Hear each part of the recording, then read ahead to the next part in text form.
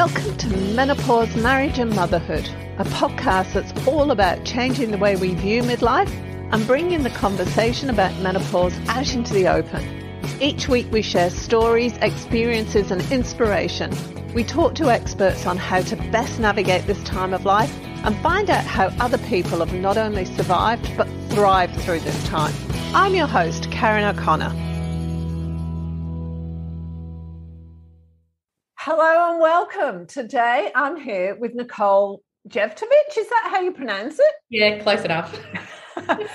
Nicole is the principal solicitor and mediator at Clarity Legal Group. She's doing the juggle with the three husbands. No, she hasn't got three husbands, with the three toddlers and the husband. Oh, that's the best way to start, isn't it? She's now got three husbands. God, one's enough. I'm managing a successful law firm and mediation practice.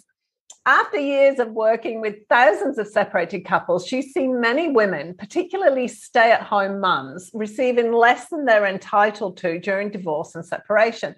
Nicole's going to talk to us today about how women can protect themselves and stand up for their rights during separation, as well as ensuring that they're protected in the future. Welcome, Nicole. Thank you. That was a fabulous introduction, wasn't it? I know. We'll get it wrong. Marrying me off to other people. Yeah. So tell me a little bit about yourself, because this is a really specialised area of law, isn't it? How did you end up there, and what is it exactly that you do? Yeah, so I'm a family lawyer. I'm also a mediator. When I've got my lawyer hat on, I can't be a mediator. When I'm a mediator, I can't be a lawyer. So it really is two very distinct areas, but having the background in family law as a lawyer really helps me when I'm mediating disputes.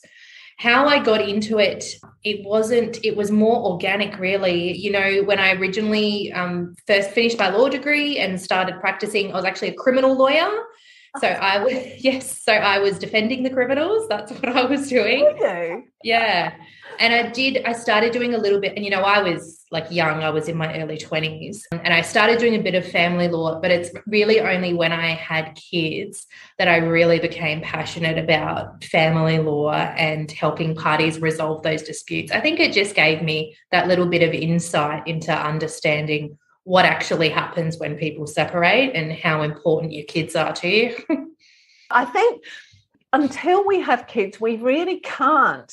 We can kind of understand, but we really haven't got an inkling of the size and the power of those emotions that come up. And that's got to be one of the reasons why there's so many issues when people are separating when there's kids. Yeah. And I think a lot of it, from my perspective as a lawyer, particularly with my background in criminal law, I was in court every day. I was very comfortable in an adversarial environment, litigating and standing up for my clients. And I approached family law in the same way back then. But I think after getting married and having children, it really made me take a step back and look at the way I was practicing, because I realised that court is not always the best option. Arguing for the sake of arguing is not always the best option. It probably is a better option to keep things as amicable as possible so people can move on with their lives. And that's part of the reason why I started mediating too. So what's the difference between mediating and actually being lawyering? So as a lawyer, a separated party would just come to me. I can only act for one party to the separation. I give them advice as to what they're entitled to, what they should do, what the process is, prepare all their documents for them, go to court if I have to, prepare any agreements. As a mediator, my involvement is just limited to a short period. It's usually just one day, where I sort of represent both parties. I can't give them legal advice, but I bring them together and I try and guide them towards a resolution. How easy, difficult, what's that actually like? I mean, it's got to depend completely, but what's your experience been of that? Really good. Surprisingly, particularly with my background litigating, I was so used to being adversarial, but I am shocked at how many times I go into a mediation and I do like a separate intake with each party, and both of them say to me, there's no way we're going to get an agreement today. And I say to them, just hold on and we've got an agreement by the end of the day. Like, it is shocking how often that happens. Why? Why is that the case? I really don't know. Maybe because they're used to dealing with it on their own or dealing with it between lawyers, and it's just bickering back and forth, not getting anywhere. Whereas you bring in a third party like myself, I'm not, like, neither of them are my clients as such. I've got no vested interest in what happens with either one of them. I just genuinely want them to resolve it because I know that court's a terrible place to be. So I think it helps having that third party and having a level of trust that they trust me when I say, like, reach this agreement, don't go to court, like, think about what you really want to be doing. Whereas I don't know if lawyers, some lawyers I'm sure they do, but I don't know if some lawyers would say that to them. They would just be focused on getting what their client wants or going to court or whatever the case is. Yeah, my personal experience with solicitors is like, there's two sides of it. Either they don't want to, they'll say, yes, we need to do this, but I can't guarantee the outcome. But you need to do this because it's the only way you've got any chance of getting what you want. That's my experience. So you're left with, I haven't got an option, but there's also no guarantee. Yeah. Yeah, I find that really, because I'm somebody who, if I'm going to do something, I'll make it happen. But they'll go, oh, no, it depends on the judge on the day. Oh, you can't guarantee. And their solicitor's going to do blah. And yeah. But you know what? Like, I'm guilty of that too. That's a lawyer thing. And that's why as a mediator, like, even when I'm as a lawyer, I do try and get parties to reach an agreement because of that reason. It's true. You just don't know what will happen in court. You know, we're guided by precedent, we're guided by the cases we've had before us and the law, but really it's the unknown. And that's the benefit of mediation, is that you know what the outcome is. There is no risk. Like, you've got the agreement, you know what's happening. Someone else isn't making the decision for you. You're choosing your own future. I'd never actually thought of it like that, because mediation, it kind of has always landed for me as this is your final chance before you start battling in court. Whereas we could look upon mediation as, why aren't we doing that first? Let's sit down and really resolve things. Yeah, I agree. I am, like I said, I'm just shocked at the amount of matters that resolve when neither party thought that it would resolve. And no one's ever 100% happy at the end of the day, but majority of the time, people are happy enough with the outcome and they're glad they didn't spend tens of thousands of dollars on lawyers going to court. Yeah. So after years of working with thousands of separated couples, she's seen many women, particularly stay-at-home mums, receiving less than they're entitled to during divorce and separation. Let's go down that path for a little bit. Could talk about this for hours. All right, off we go. So what was your first experience with that? What happened? Oh, I couldn't point a finger at what my first experience is, but I can tell you what my most common experience is. And, you know, I'm generalizing. Of course, there's exceptions to this, but dealing with a female client is very different than dealing with a male client. Females instinctively don't want to go to court. They want to keep things amicable, particularly when there are kids involved. They don't want to upset everyone. More often than not, I have my female clients saying to me, oh, I don't want to rock the apple cart. I'd just rather settle for this and, like, not upset him, and we'll just go through with it as this agreement or whatever the case is. I think that is one aspect to it. That's why they tend to settle for less. And in a way, I understand that, because for me, I'm talking about property settlement mostly. Money's not important. My mental health and my family are more important than money. So I get that. The other side of it, though, is lack of understanding at what their entitlements are. I every now and then I have a woman come to me and say, oh, look, this is what happened, or this is the way it's settled. I don't know if it's right. I never really got any legal advice, or I got pretty vague advice. And it's an agreement that they're entitled to so much less than they should have been. And so they've continued living their lives. They're generalizing again, but husband's worked throughout the relationship, built up his career. Wife has stayed at home, put her career on hold, looked after the children or child, the house, whatever it is. He says, I made more than you, so I should get more than you. And she just goes, oh, okay. But that's not how it works. And so then one of the court's considerations, there's plenty, but one is, what are the future needs of the parties and how easily can each party rebuild their lives? So it's often that they'll settle, not understanding that they should have received something else to help them move on with their life, because the husband who's got a successful career can easily rebuild his financial resources and rebuild his life more so than the wife can. So that's something that I'm really passionate about, is ensuring that everyone, including men and women, have access to good quality legal advice before making a decision. And it's not about fighting or getting into an argument. It's just about understanding what your rights are before you settle. Do you find that most women don't know their rights? Is that your experience? Or most people? Let's put it that way. Yeah, I think so. And because it is kind of a confusing area where it's really based on your experience as a lawyer and understanding what's happened in cases beforehand. It's not like anyone could just look up the law and understand what they're entitled to. It is really based on a lawyer's experience and understanding. Yeah, I find that really interesting, that things like tax and accounting and law, you can't do it yourself. You've got to actually get a specialist in, because otherwise you're doing it wrong. You've got no idea what is going on, what the laws are, because they're so big. There's so many of them and they're changing all the time. Yeah, that's right. God, don't ask me about tax. That's definitely not my area of expertise. No ATO, hate the ATO, but they're all doing their job. You know, going back a few paces to what you were saying, when you get to court, it is in effect a lottery, because while we do have laws and we do have guidelines that say X, Y, Z, if the judge or the magistrate has had a bad day, or the previous case was ran over, or they had an argument with their missus this morning, or they crashed their car on the way in, you're going to get a different outcome, because there's a personality involved, isn't there? Yeah, that's exactly right. I suppose, look, technically it shouldn't impact on their decisions, but I think the reality is, of course, it is going to impact somewhat. If you're in a bad mood, you're going to react differently to something than if you were in a better mood. So I think it's inevitable that happens.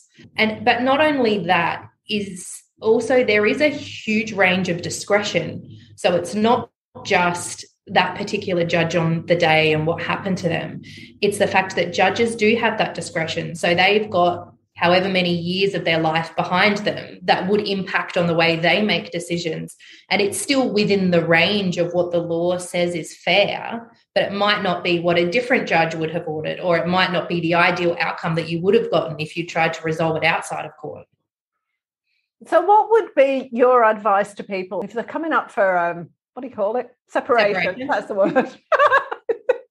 What would the course of action be? The best, like the path of least resistance and best outcome for all parties? Okay, good question. So step number 1, contact a good lawyer and get like proper legal advice and figure out what your questions are, what your entitlements are, what you're trying to achieve.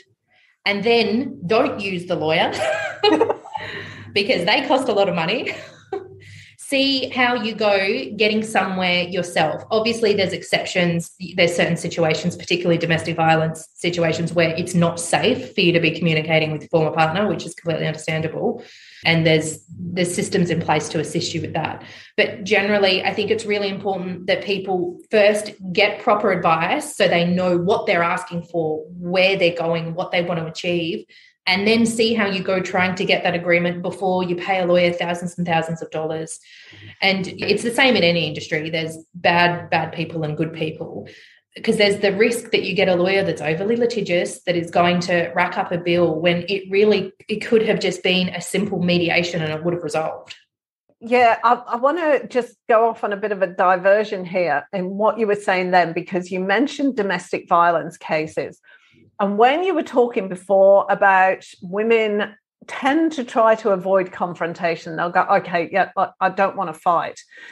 How much does that tie in with not domestic violence itself, but the reporting of domestic violence and the issues that we have when domestic violence cases are brought up in court? Because it can be very, or rape or any of that kind of thing, because it's very he said, she said, isn't it? Yeah. Oh, yeah. We could go talk about that for hours and hours. So I'm also deal with domestic violence law. I operate.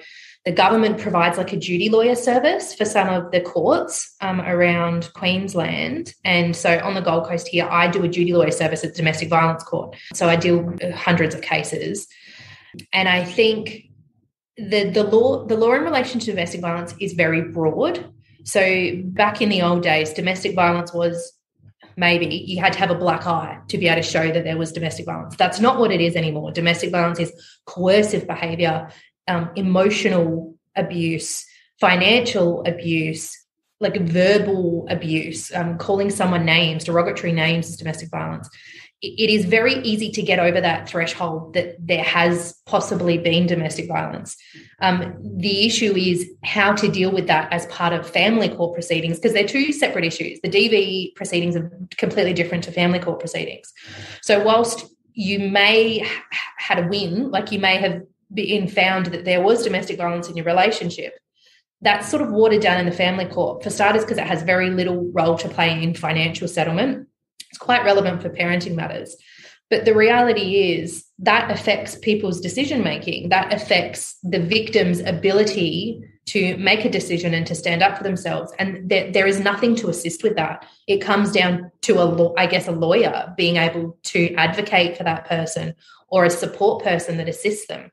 There's nothing in the law that helps them through that process because they've been a DV victim. So where I'm going with this in my brain as you're talking is there's a real gender discrimination here that we as women need to learn to move beyond. And you must see a lot of that in what you do. It's all right talking, and particularly, I suppose, older women more than younger women, because I think younger women are maybe better educated and have more skills to be able to deal with that kind of thing. But certainly the older women are, generalisation, like you said earlier, vast generalisation.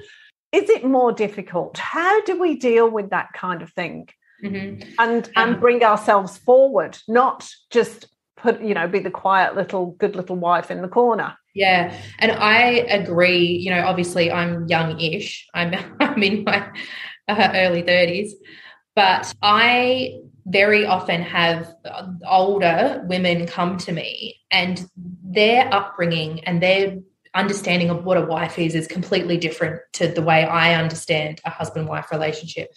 And you can't talk that out of someone. That's the way they were brought up. That's in their history. That's what they were taught. You can't take that out of it. What I try and do is just not try and change their beliefs, but try and get a different outcome for them than they would have thought they were entitled to. I think one of the big things for me with, if I can say, the older generation going through separation is they don't have any super. And this is one of the big things in property settlement. And this is what I'm talking about when I say that it's so important when you separate to get that legal advice, because it gets too late if you leave it. There's time limits in relation to financial settlement after separation. Is that the older generation just leave things because that's the way they're used to dealing with it. They don't want to cause drama. So they have nothing. They've got nothing in super. They may have had a cut from the sale of the house or whatever it is, but they've got nothing in super. So there's a male that's been working for so many years. He's got 100, 200,000 plus in their super.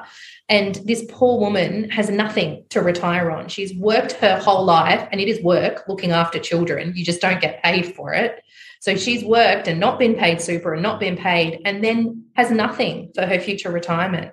So I'm really passionate about, it's called a super split in financial settlement, and that sort of equals the playing field. That takes into account the fact that, well, yes, he got to work and earn his super his whole life, but she should receive some of that as her own super out of separation.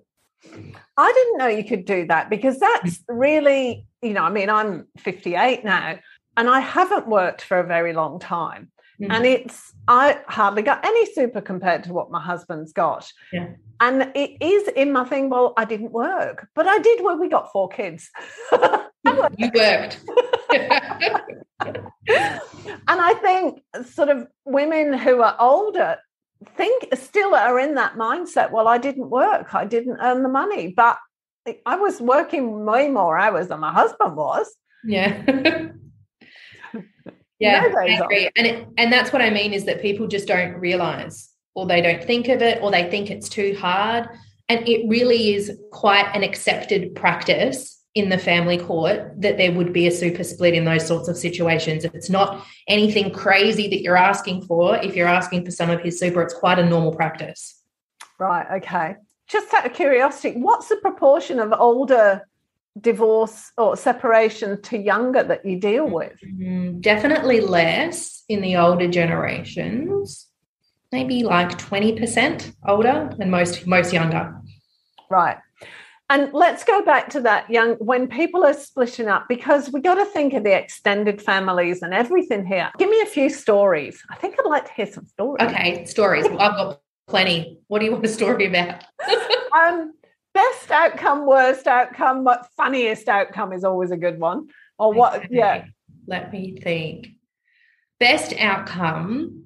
Oh, look, that's hard to say, because my view is the best outcome is when a client is relatively happy with what the division is and there hasn't been too much damage of their relationship in the process. Because really, and this is funny, like having practiced in criminal law, it is very, very different, because I'm not dealing with someone going to jail and the police trying to get someone put in jail. You're dealing with two people that once loved each other, or at least cared about each other. So I think it's really sad. And, occasionally I get asked the question when people, call me up and they go, hey, I want a really good lawyer. Like, what's your success rate? Like, how many cases have you won? I'm like, well, it's not, you can't, how do you define winning a case? If my client's not miserable at the end of it and doesn't passionately hate the other party, well, then that's success for me.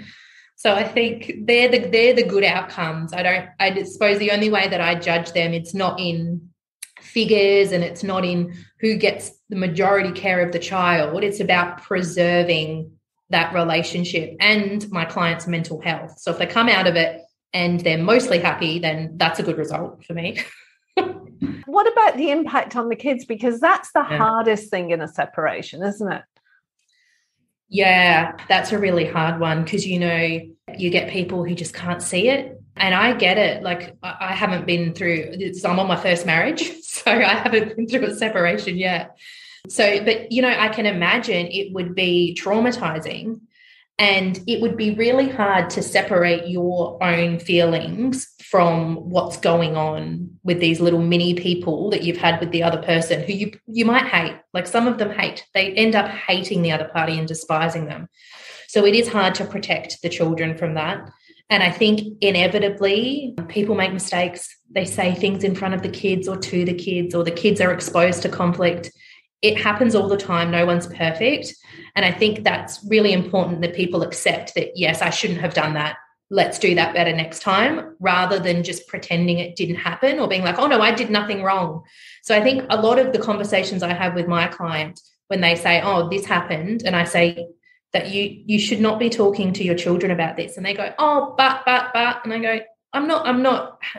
This isn't about me telling you you're a terrible person. This is about me acknowledging, like, yes, this is really hard, but this is something that's really important, that you protect your children from this conflict in the future. Is there this is a loaded question, a best age for children when their parents are getting separated? That's funny. Well, I don't know if I can answer that.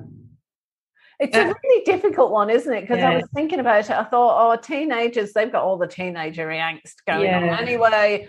Babies is probably easiest, but then whoever's got... Yeah. You know what? I'm going to say this. This is my personal opinion, I guess, and from what I've seen from my clients, the best time to separate from someone is as soon as you decide you need to separate from them, do it then.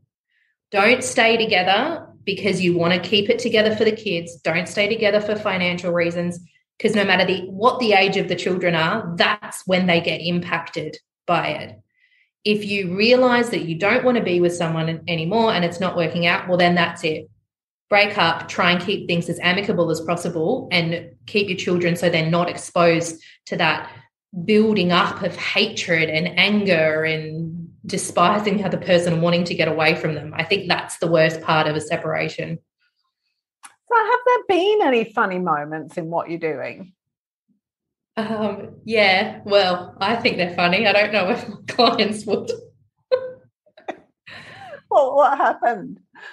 Oh, I'm not going to go into specifics. I'm cautious of breaching any client confidentiality. But generally, the really funny stories for me are when people just behave like 2-year-olds. And it's the text messages that get me. When I get to read the text messages that go between people, I'm just like, what are you doing? Why are you putting this into a text message? So I think it's funny, but they wouldn't have thought it was funny at the time. Is that an issue for you when you're acting as a mediator or a solicitor, when you've got to, I suppose it's kind of allow people to release so much energy so that they can talk to each other? How do you do that? Sometimes you can't. Some mediations are about everyone getting it out, putting whatever they want to say on the table. It's a bit of a cathartic process, and then they can move on. But it depends on the situation. Some people can't do that. Some people I have in separate rooms and they have nothing to do with each other. And I have to water down everything that's said before I take it back to the other side. That must be really draining emotionally. Yeah. How do you deal with that? How do you not bring that home? I know. Yeah, don't ask my husband about that one. I'm constantly like, so if we ever separated, this is what we have to do and this is what we can't do. And he's like, why are you talking about this? I think it's really hard to deal with those emotions during a mediation as a mediator, because when I'm lawyering, I don't really know the other party. All I'm doing is I never speak to the other party. I only talk to my client. So I'm quite invested in them alone. But as a mediator, I talk to both of them and I feel for both of them. And so I'm invested on both of them getting a good outcome.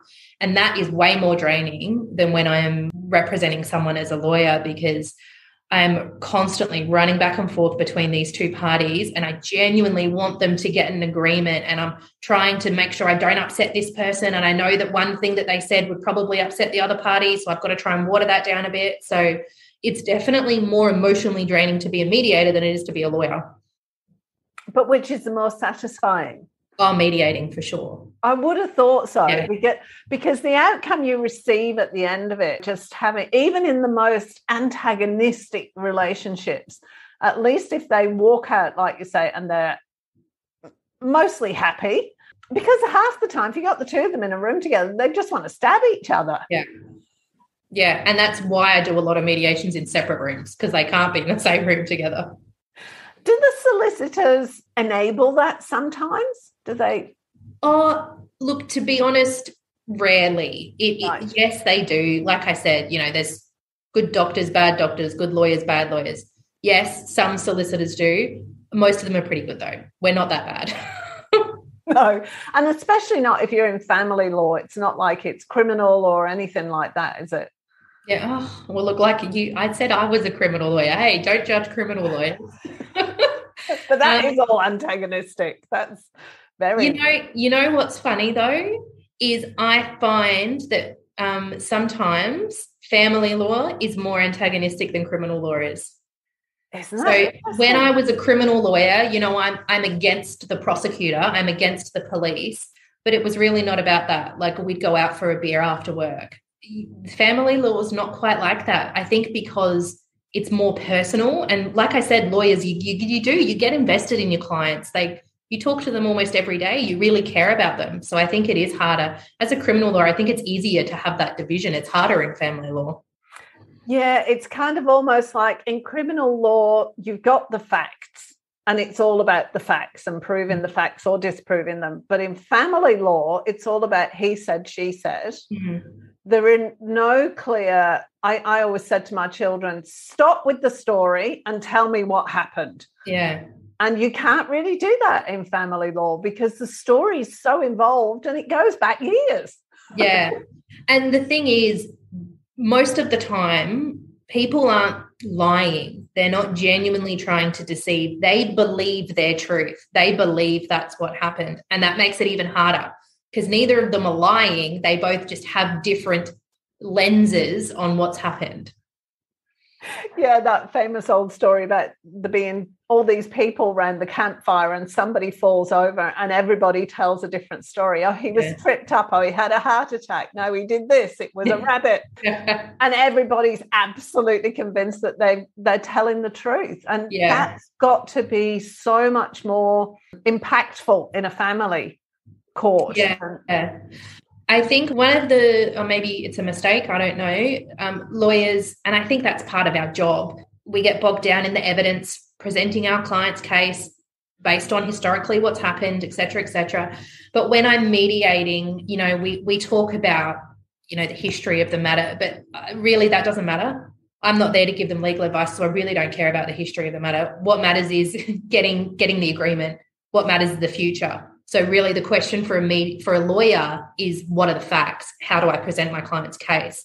The question for a mediator is, what do these two people want to achieve? How can I get to that point? Is what they want to achieve different to what they are entitled to? Oh, yeah. All the time. Why? In what way? I could give a million examples. The typical one, we're talking about a standard separation. There's a house. The husband wants 100 grand out of the house. The wife wants 200 grand. Like, he's adamant that that's what he's entitled to. She's adamant that that's what she's entitled to.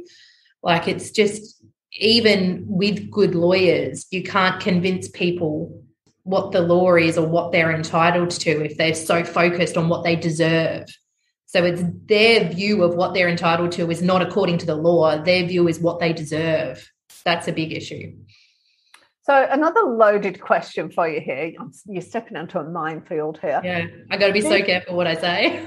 I know, right? Sorry. I'm having a ball here. This is great. Wouldn't the best course of action in separation be to go to mediation rather than go to court? Should that be like only in exceptional cases and everybody else goes to mediation? Yeah, well, it's interesting that you've said that. So in the Family Law Act, for many years, it's been the case that you must mediate parenting matters before you go to court. And then you get a little certificate that says you've tried, and then you can go to court. In financial matters, there was just a change in the court system. So as of the 1st of September this year, there's been a change where the court requires you to have at least asked the other party to try mediation before commencing proceedings for financial matters. So there is definitely a bigger push from everyone higher up to try mediation, because I think they've realised the benefits in that.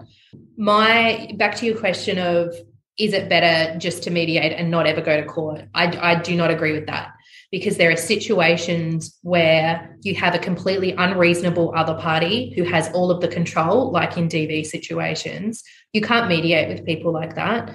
And very often it's wife leaves the house, flees a DV situation, is stuck in refuge with the kids. He's got all the money, all the financial control. He's living in the house. Do you really think that he's going to mediate, particularly with a DV background?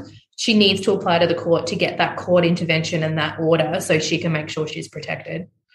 How quickly does it take for that to come through? Because that is a vile situation, taking your kids and having to live in a shelter of some kind.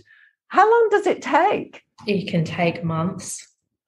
Right. It's not, justice is not quick in the family court. Oh, this is a huge issue in our industry. The court is just, I don't know whether there's not enough government funding, maybe.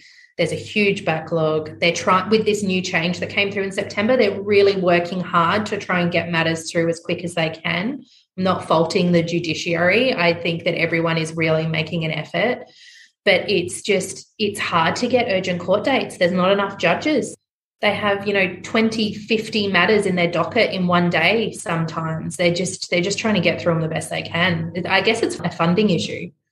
Yeah, from what I understand, I know I'm talking as a complete non-legal person here. It's also like they haven't got the superstructure to do it either. They haven't got the law courts or the offices to actually be able to deal with it. And I'm just talking about my experience, for example, with Queensland Health.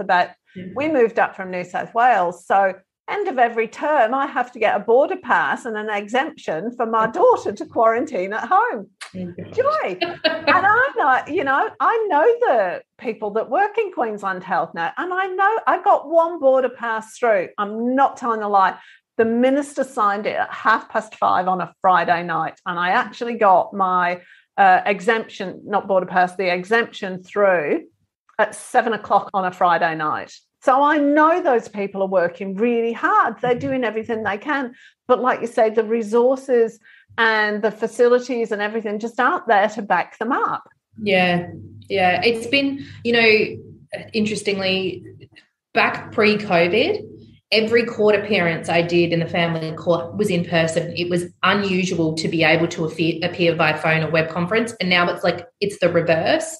And I think that has helped in, first of all, reducing clients' costs, because they're not paying me because I'm on the Gold Coast, they're not paying me to drive to Brisbane and sit there for hours waiting for our matter to get called on. I can just sit in my office waiting for it to get called, doing work, and then as soon as I'm called on, that's when I appear.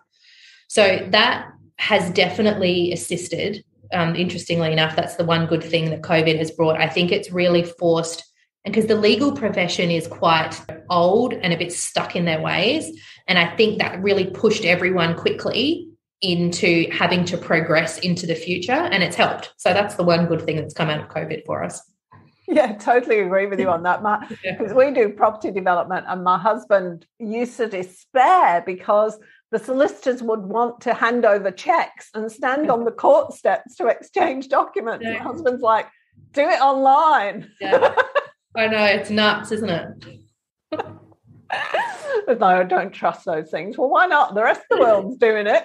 Yeah. So we're going to start wrapping up in a minute. Tell me, what would you like to get out there? I mean, we've had a fabulous conversation that's just kind of meandered all over the place. But what is it you really want to get across to people? I think the biggest thing is make sure that you get just that initial legal advice. Even if you don't use a lawyer, you don't have to have a lawyer to separate. You know what I mean? You don't have to make it hard, but just at least get that advice so you know what your entitlements are, or even the process and what the risks are if you don't use a lawyer or if you don't finalize your agreements properly. I just think it's crazy how many people just sort of figure out their way through it and make so many mistakes along the way. And there's so many, like I do free initial consults. Heaps of lawyers do free initial consultations where you can just have a chat with a lawyer and just get the basics, just so you've got a little bit of advice. And particularly for women, the Women's Legal Service, the Queensland Women's Legal Service, they provide a free consultation to anyone that makes an inquiry with them. So anyone who is, worried about the cost that a lawyer might be, the Queensland Women's Legal Service provide a free consult, and they're just like, I volunteer there. It's just normal lawyers that volunteer there. So you are getting proper legal advice from them. So that's the big takeaway I want people to take away from today. Thank you. The other thing I was going to ask you, I meant to ask you earlier on, but we kind of got sidetracked. How do you tell what a good lawyer is? So you said find a good lawyer. Look, I couldn't even say. I think it's about speaking with them and feeling comfortable with them and not getting caught up, because lawyers, a lot of us, we're storytellers. We appear in court. We're used to presenting ourselves and making people think we're amazing. That's just part of what lawyers do. So I think, and people get caught up in that, but you can always trust your instincts. I can't even tell you how many times I've had clients come to me that have said, oh, I went with this lawyer and it's at a fancy law firm and I thought that was the best way to go, and they really talked it up and they said I'd be entitled to this huge amount, but I just had to pay all this money first. They're like, I thought it was wrong, but I just got stuck. That's the issue. You really need to not focus on what lawyers are saying, because we're very good at talking. That's our job. Focus on your gut instinct and whether you trust them. That's important. Yeah, don't get sucked in by the sales talk. Yeah, that's right. Yeah, lawyers are we're like salesmen, really, I guess. We're used to talking and having to present in court and work on our feet and make a judge believe us, even though it might not be the truth. So I think trust your instinct. Thank you so much. People can get in touch with you through your website. Is that the easiest way? Yeah. So Clarity Legal Group is my law firm. So that's where I lawyer. And my mediation centre is Clarity Mediation Centre. Great. And both of those links are on the website, the webpage that goes with this episode, and they'll be in the show notes too. Thank you so much, Nicole. I really enjoyed that. Yeah, it was so nice talking to you, Karen. Thank you. So much fun. You gave us loads of information. Thank you. No worries. Talk to you soon. Okay, thanks. Bye-bye.